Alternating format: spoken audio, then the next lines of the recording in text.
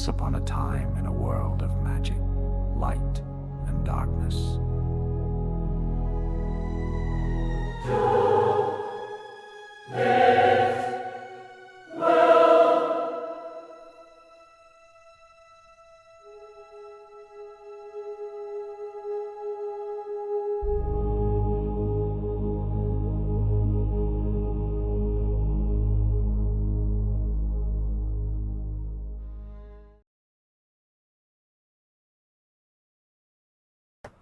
Hers' pleas echoed through the still night air as they made their way toward the walled building. Her voice was strained with desperation, the authority she usually commanded replaced by palpable fear. Please, I beg you, don't open it. You don't understand what you're about to unleash. The Cassitan walked ahead of her, his stride steady and confident. Everything will be fine. Trust me. The group followed him, their steps hesitant, eyes darting nervously at one another. Cal and the other warriors, their helmets and blindfolds removed, exchanged uneasy glances. They had never been this close to the building, much less inside it. The villagers spoke of it in hushed tones, a place of dark secrets and hidden dangers. As they reached the heavy wooden door reinforced with iron, the Cassitan paused. He turned to the group, his gaze settling on each of them in turn. Whatever happens, remember that you are not bound by fear. You are not cursed. With a quiet incantation and a wave of his hand, the door creaked open, the lock clicking free as if responding to an unseen command. The door swung wide, revealing a narrow, dimly lit hallway that stretched into darkness. The group hesitated, the weight of their collective fear thickening the air. Come, the Cassitan beckoned softly, his voice cutting through their hesitation. You need to see this. They followed him inside, the hallway closing around them like a secret swallowed by the night. The air was thick with the scent of damp stone and something else, an earthy, primal musk that made the hairs on the back of their necks stand on end.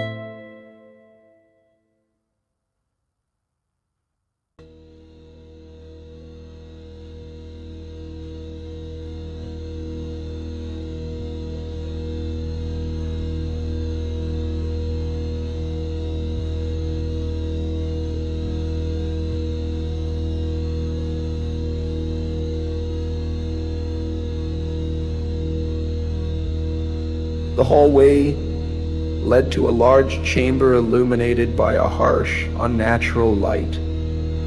In the center of the room was a massive, glowing orb suspended from the ceiling, casting a pale, cold light that mimicked the full moon outside. Beneath the orb, a hulking figure was bound in heavy iron shackles. A ravenous, gray-haired werewolf thrashed against its restraints, its eyes blazing with fury and hunger.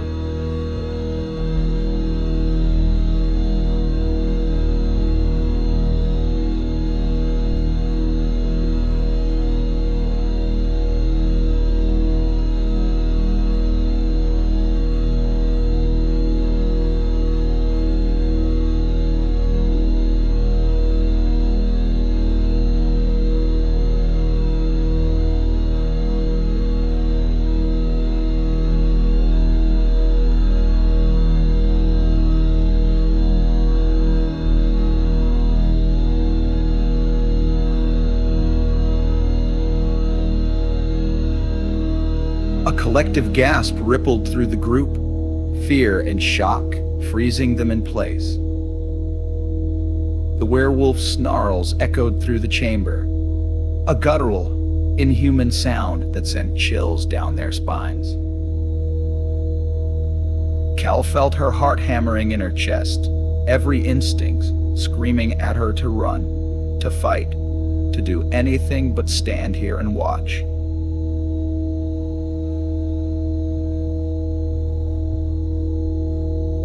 But the Cassitan remained calm, his gaze steady on the beast before him.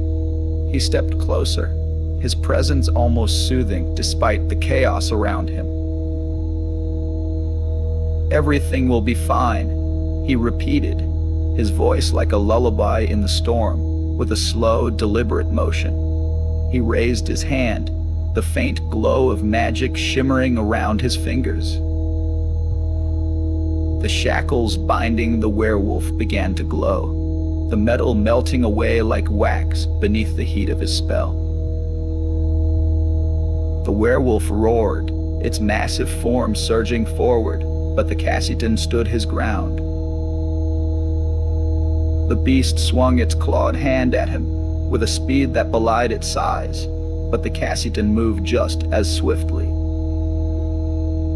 He raised his index finger and met the blow, a single touch that deflected the werewolf's powerful strike, as if it were nothing more than a breeze.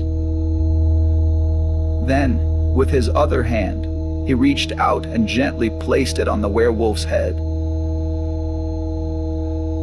A soft golden light spread from his palm, washing over the werewolf in a wave of warmth and peace.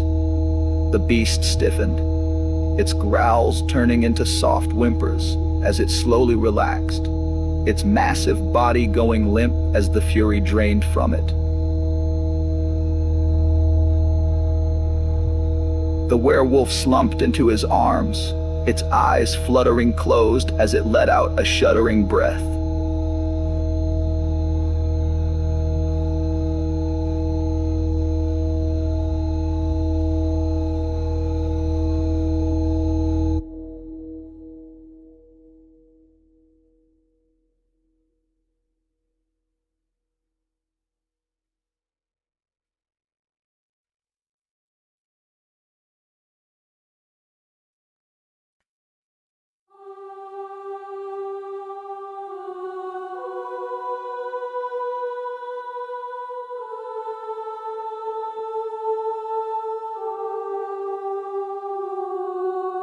The room was silent, everyone staring in stunned disbelief at the sight before them.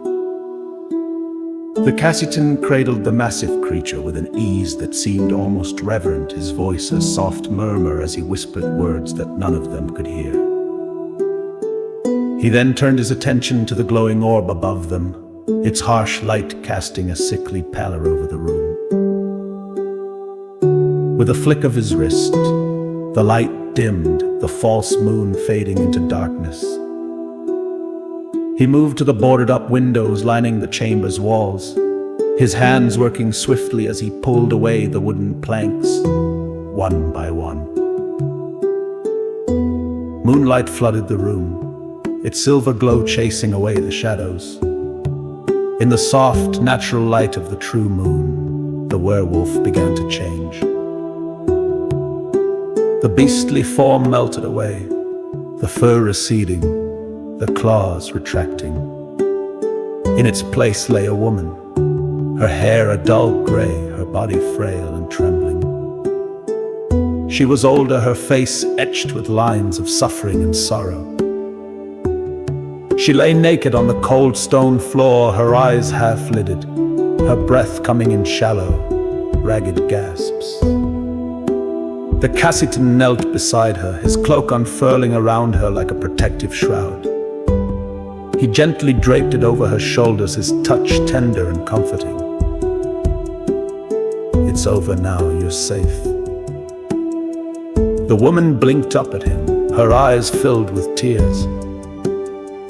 She clung to the fabric of his cloak, her body racked with silent sobs.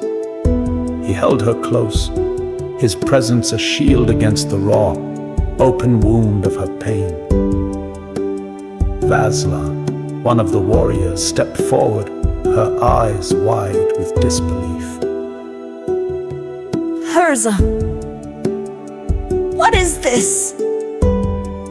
What does this mean? Herza, who had been standing frozen with shock, opened her mouth to speak, but no words came out. She seemed to be grappling with the reality before her, the truth unraveling the fabric of the lies she had clung to for so long. The Cassitan looked up, his gaze sweeping over the gathered villagers. Calm yourselves. What you have believed for so long is not the whole truth. Sirendar's history has been shrouded in misunderstanding and falsehoods. Let me explain.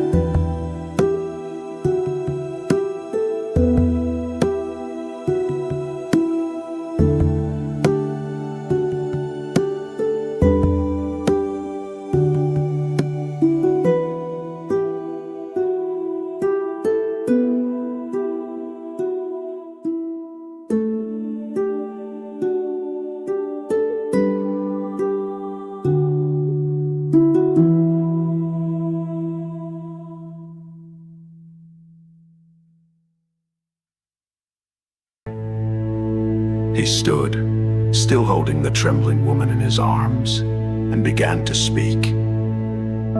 Long ago, there was no war between Sirendar and Gubash. They were two villages that lived in harmony, until they were both invaded by the Hagararths, brutal warriors from the Kingdom of Nulls, known as the Land of the Southern Peoples. He paused, allowing his words to sink in. Both villages suffered greatly, but they united, and with the help of the werewolf clan that resided in Gubash, they managed to drive the invaders away to protect Sirendar from future attacks. Gubash sent 3 of their werewolves to live among them.